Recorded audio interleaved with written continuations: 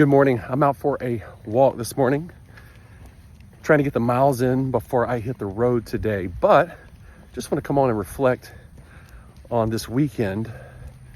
My youngest son, Sid, and I, we had the opportunity to go to the movies and see the new Reagan movie. And wow, what an awesome movie that was. It's so inspirational. And Dennis Quaid, by the way, he killed it. I mean, he portrayed Reagan in he was phenomenal. I mean, he had the accent. You know, Reagan was very debonair, and Dennis Quaid embodied Ronald Reagan. He ought to get an Oscar for it, but sadly, he won't. He won't even be up for it because Hollywood, the left, they tried to block the movie from even making it to the theaters. That's crazy, isn't it? And that's why you should take you and your family to go see it. It's amazing that in America, we live under such a deep level of censorship. The land of the free, my goodness, the bedrock freedom of speech is so under assault that it's become the norm that they don't even want you to see a movie. It's because they're afraid that you might be inspired by it. They're afraid that it might change the way you think and it might change your perspective. And they want you to look at the world in one way. But that's the reason why you ought to go see it. And I would encourage you, please, take your young people. They need to see some perspective of what America can be again, because so many young people today have lived with the degradation of the censorship that we've seen, blocking people, canceling people, targeting people, traditional norms and values just being under assault, all in an attempt to turn America into something it was never meant to be. So the thing that was most impactful about the movie, I thought, was just remembering back. I mean, look, I'm older, but I ain't old, you know what I'm saying? I was a kid in the 80s, and I remember Reagan being the president. But the thing that was most, I think, impactful as I reflect on the movie and that time was that late 70s under Jimmy Carter was a time very much like we're living in today. Rampant inflation, economy stagflation, gas prices soaring. He was such a weak leader. The outside world was on fire. Iran was holding American hostages for like over 400 days. They had zero respect for Jimmy Carter because they knew he was a weak leader. With all due respect, I mean, let's just face the facts. And then Reagan came along, and he knew that America could be great. He knew America didn't have to be weak. We didn't have to have deficits and soaring inflation. The economy could be strong. And he was a man with boldness and strength. He was a leader. He had vision.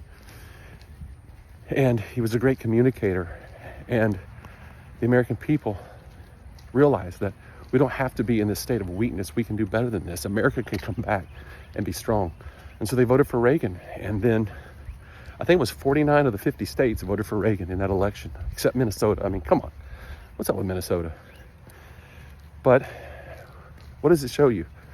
It shows you that even though we're living now in a very similar time as the late 70s and 1980, where soaring inflation, the gas prices, it's just insane, man, what's happening to America. There's a study recently came out that said that 25% of Americans are skipping meals to save money because they're having a hard time affording groceries, but illegals are getting money, housing.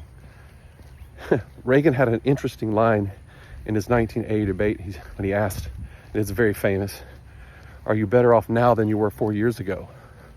And if you ask most Americans today, absolutely not. The only people better off now than they were 4 years ago are illegals who are getting all the benefits and government aid, not citizens. They're being prioritized over citizens. We can do better.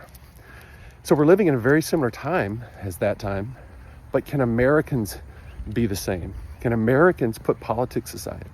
See, in 1980, Americans still had patriotism. They weren't divided along political lines with such anger, hate, and division and trying to cancel each other.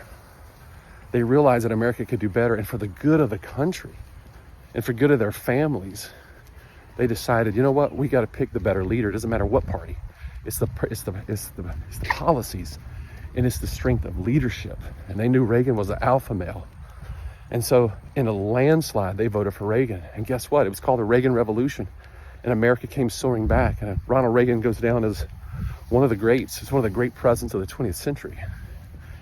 And so even though we're living in similar times, my question is, can Americans be the same as they were then? Can you put the love of country above your political party? Can you put the love of future generations? This election is going to hinge on how our children and grandchildren are going to be able to live in the future of America. Can you put them above your politics or your party?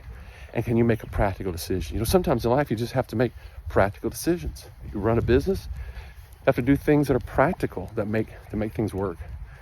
And we need to take that same approach as Americans did in 1980. Go beyond the politics and the parties and the media and all the crap and say, I got to make a practical decision for America. You know what happened when Reagan was elected? Within hours, the Iranians let the hostages go because they feared and respected him. And that's the kind of leadership we need again today. Beyond the personalities, beyond what you like, don't like. Make a practical decision. Vote for the policies, the idea, the visionary, and the strength of leadership that can cause America to come roaring back under the right leadership, under the right policies and ideas, just like it did in the 1980s. America can be great. America can be prosperous. It can be safe. We don't have to be deteriorating in the decline of degradation like we're seeing right now. It just requires Americans to make a practical decision and not a political one. So anyway, just want to encourage you in that. And that's why I would encourage you to go and see the movie. Have an awesome day.